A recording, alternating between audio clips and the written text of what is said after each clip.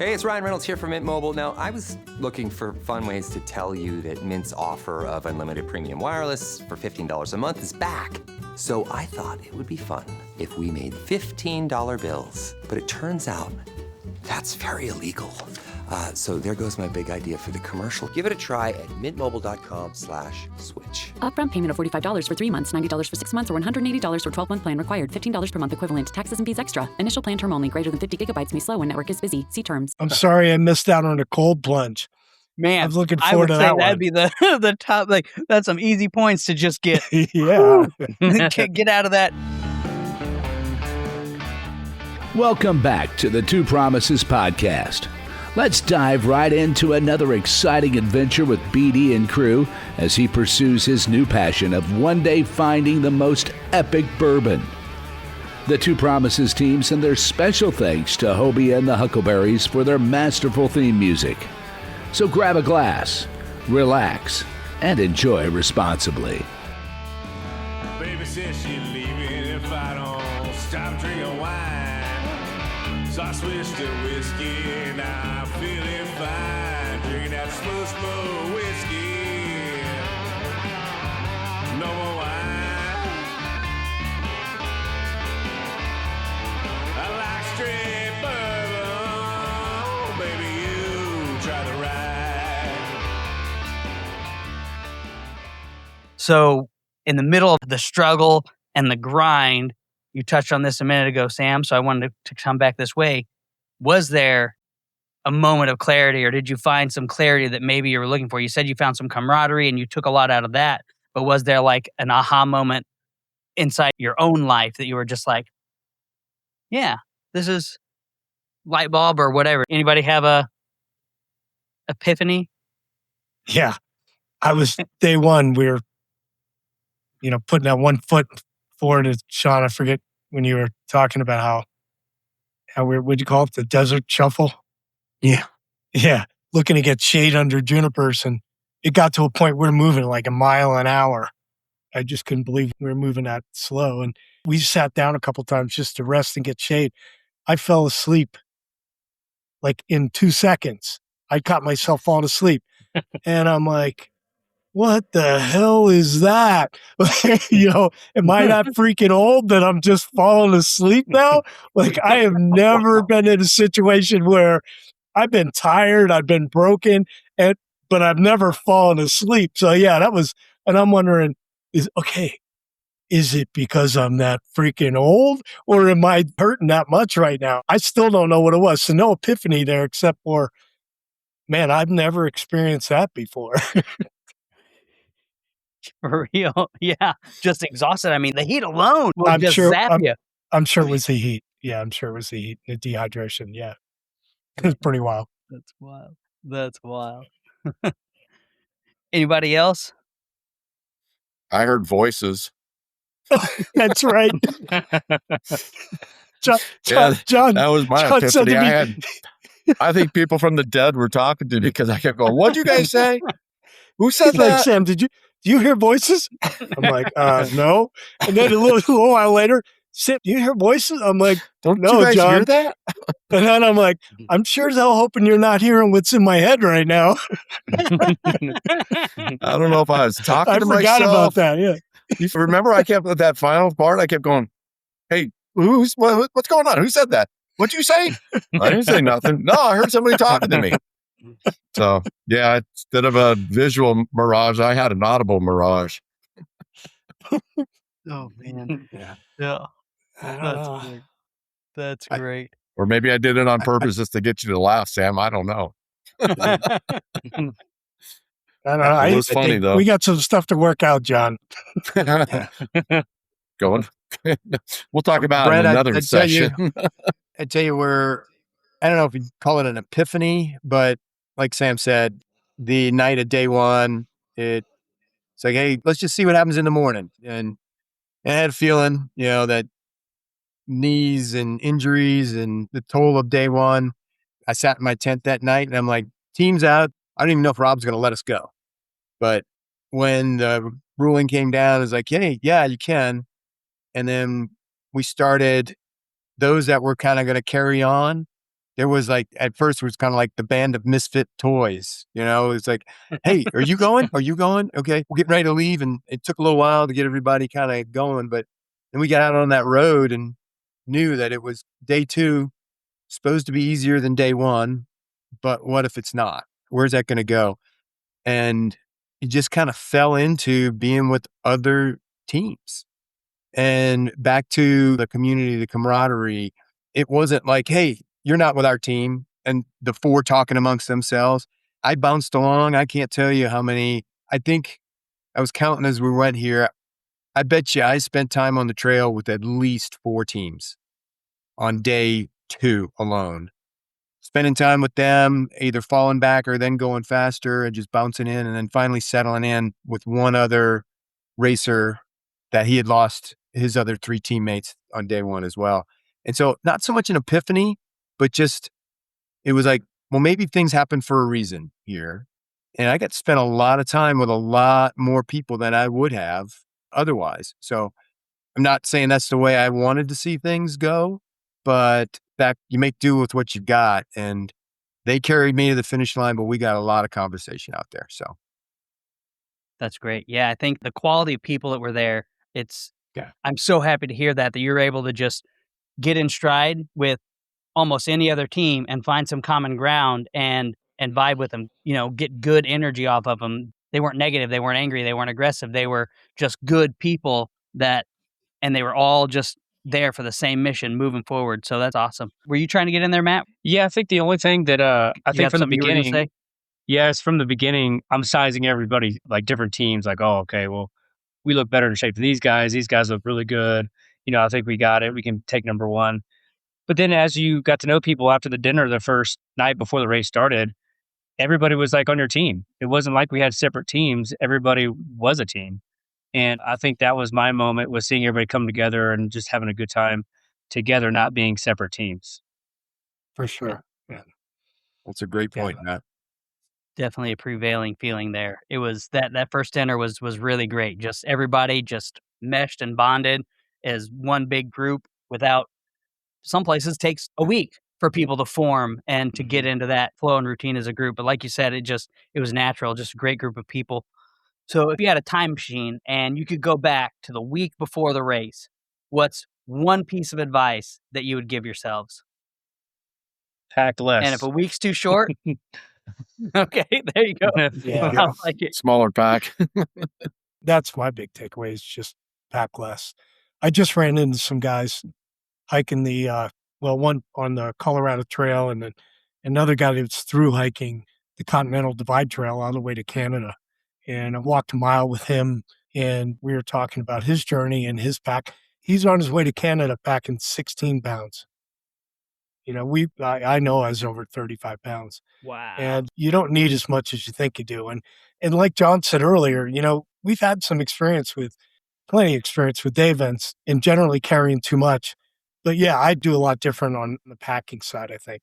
So let's dig into that a little bit deeper. Was there a piece of gear that you were just super obsessed with that turned out to be useless? Or was there an item that you're like, oh my goodness, I wish I had 3 of these? Well, for me personally, everybody's different. I wouldn't wear the boots that I wore last time. I mean, they're fine, but I would have changed those. I'd wear something a little more flexible that can move, more quickly. And I'd definitely lighten the pack weight. I wouldn't take as much food. You got to a point where I knew I was in a caloric deficit. I knew I'd be in a caloric deficit, but I knew that I was heading with the dehydration, just wasn't taking enough calories, and mostly in the form of carbohydrates. And I know better from, many years of racing experience, but the strain was so much that I was just neglecting to take in the carbohydrates. I didn't have a problem. And I'll tell you, the elevation I didn't feel any effect of the elevation. It was the undulation, from a conditioning standpoint, carrying the weight that in the heat that I think was biggest challenge. I shouldn't say it wasn't the altitude. I didn't feel the altitude as a fact. But yeah, you go through these things and you start dialing them in, and you figure out your race strategies from the mistakes, that you've made in the past. And I think pack weight's probably the number one. There are certainly some other things I do differently, but pack weight was one. Top one, probably.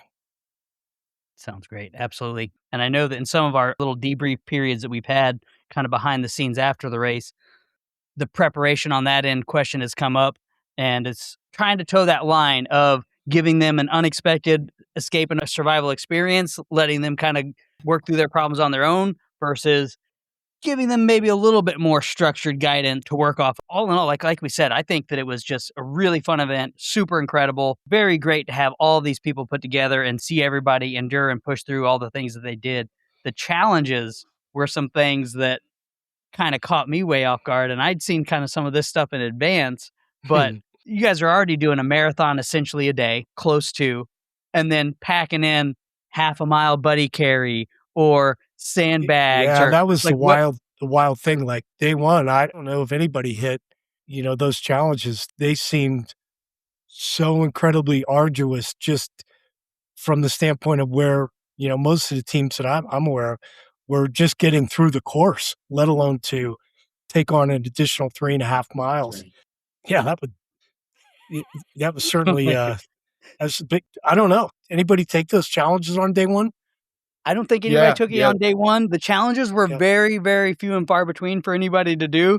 And I know Rob was sitting there one time talking to a guy like, hey, you gonna do it? You gonna do it? He just looked at him. He's like, Rob, you're crazy. No, I know We expected to. We were looking forward to some of them, but came down to reality a few times. It's like, yeah, no, I'm not adding an extra 3.5 miles. Two of the teams did that second challenge where it was they at coin distance or whatever. Down once you went down into the valley, it was the two. Can't think of their names now. Anthony with the two young kids from Penn State. Oh yeah. Well, they did it, and then one of the other teams. But they said, it was. They said that's kind of where they went wrong too with the water aspect of it because it really kind of got them messed up. So I'm sorry I missed out on the cold plunge. You what? I'm sorry I missed out on the cold plunge. Man, I was looking forward to that. That'd be the top. Like that's some easy points to just get. Get out of that heat. Oh man. Yeah, and I'll tell you the creek that we found to get water in. Don't think I wasn't thinking about getting into that, but it was about 3 inches deep. It was barely a trickle. And then you just be covered in sediment, and then you're just getting rash It everywhere. wasn't worth getting my clothes off. Yeah. No, we would have welcomed some water. We got to that water section there, and it felt like an oasis, and to watch the teams, who had all run out of water, everybody just hovering around the water and filtering. It's like, well, reality strikes real fast here. Everybody's in the same boat. We are water dry and in need of hydration right now. And that was a pretty stark moment right there. For sure. So we'll transition a little bit more. We've got Sean. So the final day of the race was on Flag Day. You guys got extracted. You guys were able to trade in your shapes, your rifles for an American flag. You're coming into the city of Telluride, and you've got the music playing. You've got the banner there. Police, sheriff's department had their cars right out there, right at the very end of the race. And then also the fire department had a massive flag and their fire engine there. So after all this hype, fundraising, your 150-mile bike miles a week, 15-mile runs, all that hype, and then here you are at the end. What was that feeling whenever you finally crossed that finish line with all the flags and all the people there? It was pretty emotional from many different aspects. One, it was like, okay, the personal piece, I made it. I got through this. And then the reality of, hey, I just spent the last day with one of the teams and they were coming in intact. So that was enjoyable. But seeing these guys at the finish line was amazing. It's like, we're coming back together as a team. Then you kind of finish and there's a lot of congratulations and a lot of that relief. And you just feel the energy just kind of drop out of you. But my wife's like, okay, you need to sit down or go back, get cleaned up or whatever. And you kind of, at that point, you don't want it to end. You want to just keep talking to others. It's like, hey, I just made all of these friends. I'm going to keep talking to them. I'm going to have one of these great burritos and just keep talking to them. So a lot of emotion, Brent, in many different ways. Joy, sadness, that you're done, kind of that inner, just kind of reflecting back all of the things that happened. So it's hard to even describe here, thinking about it, but a barrel full of emotion. Yeah. Absolutely. Barrel full of emotions. Absolutely. That's great.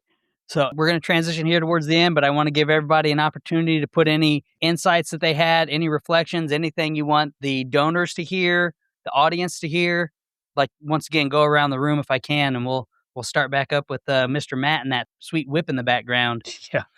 I'm just for sure want to, thank the donors because, we wouldn't have even been able to do this without them. So that was a huge thanks and shout out to them.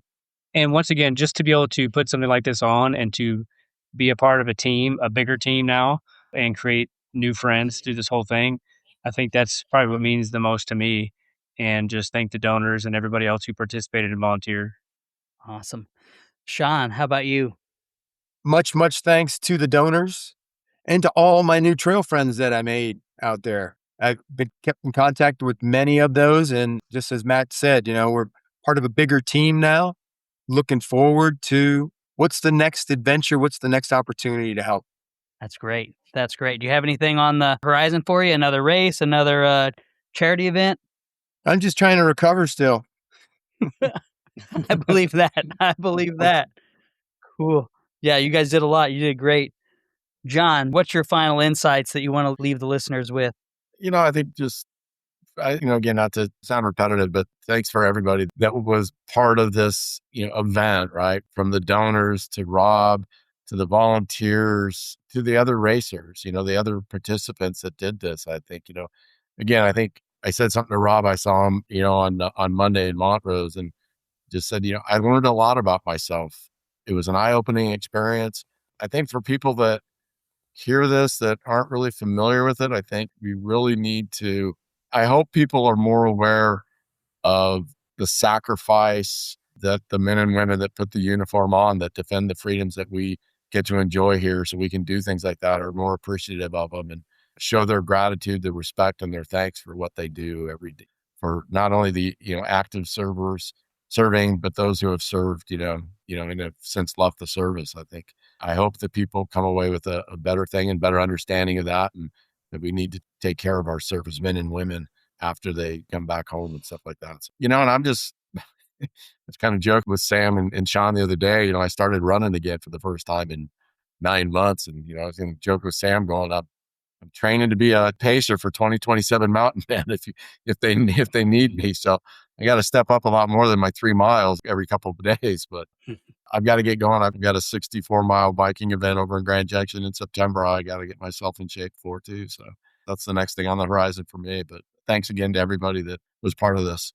That's great. And I love that you guys are still just, your head's already, you're still in it. You're like, okay, I'm still getting in a race. I'm still moving forward. I'm taking everything here. You're not putting that bag down. You're not walking off. You're not saying, hey, I did it. I finished a thing, or I participated in a thing, or any of it. You're like, nope, we're still going. No 0 days. You're still pushing forward just completely. And I do want to say thank you, Jon, for what you said about the service members and the things that they do go through, the things that they have to carry. And it ties back into this great story that we have with Sean and how he was able to take all those lessons that he learned in his experience serving, and the collective body of knowledge and the collective just bad experiences that you had to go through for those field exercises, for those training events.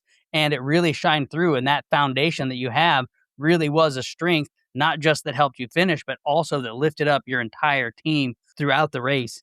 And a big part of my vision is that if we are able to help these veterans on the back end, be that catcher's mitt for them, instead of letting them to continue just to be ground up, it's going to spill over. That the veterans are already invested in. The government's already built them into something. So there's already a core something there. And then if they could just take that and translate some of those same lessons, some of those same pillars of strengths into their communities, instead of having to fight through all of these challenges that there's therapies for, there's clinics for, there's things for. A good buddy of mine's son just went into a coma from a serotonin syndrome thing, just from all the meds that he was pumped on.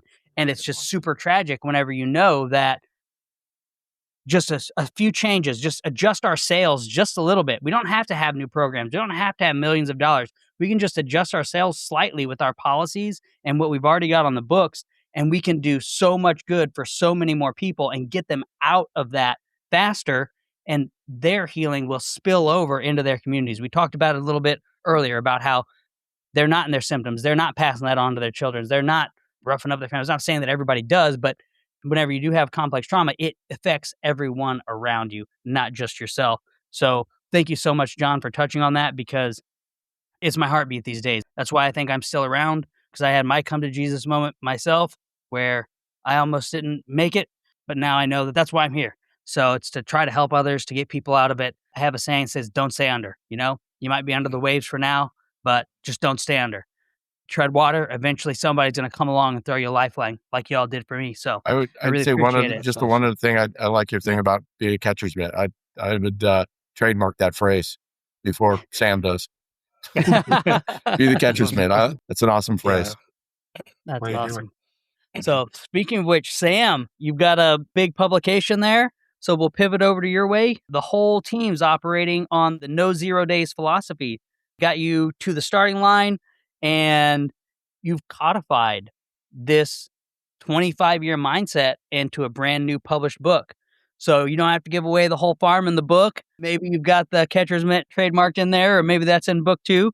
But we talked about it a little bit before. It'd be awesome to have a dedicated episode all around your book, what you've got going on with that. I'm excited to read it. That's why I didn't want to get into it too much, because No worries. if I'm going to interview somebody about their book, I want to have read it first. I want to know what that real meat is. So give us your teaser, give us your elevator speech. What's the core of this book that everyone here listening, maybe they're stuck and then maybe they feel at 0. So what's your book do for them? What's it take them into? Yeah, Brett, thanks. And before we do that, real quick, I want to thank you, and I want to, lean into sentiment that Jon shared. And neither Jon and I have served in the military, and coming into this event, that was I felt some insecurity, from not being had serving or being a veteran and being part of this event. So I wanted to say that I'm grateful for the opportunity. I want to thank those who serve currently and have served, and really everybody involved for really embracing, who have not served into that community. It's a really special thing, and giving me that much more respect for our folks in the military. I also want to thank the donors, and I think it's important to recognize that Matt had brought in some significant help, and I want to speak personally to, the 20 or some odd people that friends of mine that stepped in and donated as little as $50, and more people that I hadn't been in contact with in many years. This is the first time I have ever elected to do an event where I had to raise money. I have shied away from those my entire racing career, never felt comfortable going out and asking for a dime to go do something that, whether I believed in, in the cause foundation or not, just didn't sit right.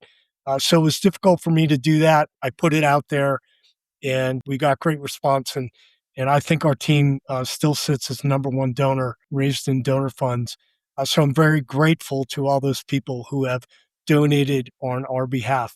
And lastly, I want to thank this team. Rob and I talked about this concept a couple of years ago, came to fruition. I had no perception of me, being an athlete and participating, but that changed. And I went out and I asked these 3 men if they'd like to join me in the cause. And without hesitation, all 3 of them said we're in. So I want to thank my teammates for their commitment, because they had to get involved in the fundraising. They had to take time out of their busy schedules and put into something and join me in this adventure. So thanks to them. As far as the book goes, it was a passion project for me. I stepped away from a larger book that I'm still working on, and now I'll put some momentum back into trying to finish that book. But this book is really just a field manual called the No 0 Days 10 Tenets. These are 10 tenets that I have carried, for basic principles to help me, move forward and improve my life, both from a fitness, human performance standpoint and mental toughness standpoint. So I've taken those 10 tenets, and they are 10 chapters, each depicting one of those tenets and breaking those out. So, think of it kind of as a self-improvement book in a short field manual to help advance you in all the areas of fitness, human performance, and mental toughness. That's awesome. I'm super excited to read it. And I've already seen lots of good reviews out there from people posting on social media. So it's already helping people. It's already helping them break through those barriers in their health, in their mindsets. So that's great. I'm stoked, man. I'm so grateful for meeting you guys. I'm glad we all got to come together. And yeah, if anybody wants to sign off with anything, I'll leave it open. I kind of have something. Doing charity work probably touched my heart differently. And as you keep saying about my car, I bought that a few days ago. I have this other one right here. And these are going to be designated race cars to use for charity specifically. I'd like to do something for 62 Romeo, Ryan Larkin Foundation, maybe get some races together. Haven't said this to anybody yet. Sam, I'd like to get your NZD graphics all over these cars. Same thing with Ryan Larkin Foundation and 62 Romeo. So that's going to be my next passion. I think I mentioned it before. So any kind of races we can get involved in and use these guys, to raise money for is what I'd really like to do. So that's still in process, still in the works, just trying to get things nailed down. But I really want to get involved and, do more for these guys too. Man, that is awesome. so cool. Super exciting. awesome. Appreciate everything you guys are doing. It is awesome to see. Yeah, thank you, Brent. Absolutely. Thank you. All right. Well, if that's all we got, I thank you all so much. It's been an honor having you guys on my show again. I'm so grateful for you guys taking the time, and I look forward to staying in touch with each and every one of you guys. And if you ever need anything, give me a shout, and can't wait to see you guys all again the next time. Likewise. Thank you. Likewise. Great. Be well. I absolutely love our No Zero Days crew. They are fantastic individuals from the inside out. And we are entering now into our debrief and cocktails segment, D, B, and C. So go ahead and pour yourself something strong, take a breath, and let's break down what 62 miles in the backcountry taught us about real life. A few key takeaways. I think one of the biggest ones that we ran into was ounces equal pounds. You're climbing a mountain, you're trekking, you're in the backcountry. Every extra shirt, single-use gadget, it all adds up until your spine feels like it's compressing. And mine has. Life works exactly the same way. Sometimes we pack our minds with single-use burdens, old grudges, anxieties about things outside of our control, self-doubt over past failures, worrying about the future. So, we're mountaineering, we're in the backcountry. If it doesn't have multiple uses, if it doesn't serve you, it doesn't go in the pack. Find a time in your day. Maybe it's your morning, maybe it's whenever you're winding down, and think about the things that are stressing you out. Write 3 of them down. Ask yourself, is this thought useful to my mission right now? Or is it just extra weight? Is it just pulling me down? If it's a single-use worry, if it's an outcome you can't change, make the decision. Leave it right there on the side of the trail. You don't need to carry it with you. You don't need to let it weigh you down. Takeaway number 2, beware of pride-driven dehydration.